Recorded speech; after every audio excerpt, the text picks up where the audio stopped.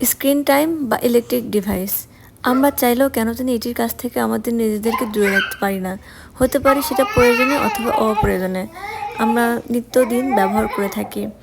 So যে বাচ্চারা আমার বাচ্চার মতো কার্টুন দেখে বা দেখতে চায় কিন্তু আমরা অভিভাবকরা দিতে চাই না, সেক্ষেত্রে আমি যেটা করি টিভির সাউন্ডটা একদমই জিরো করে দেই।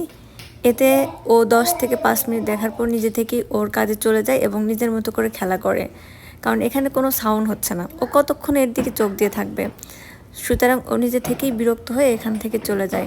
সো আপনারা চাইলে আপনাদের বাচ্চাদেরকে এরকম করে জিরো ভলিউম দিয়ে টেলিভিশন অন করে কার্টুন দিতে পারবেন, তাহলে দেখবেন যে ও নিজে থেকেই সরে যাবে এবং ও ওর মতো করে খেলবে।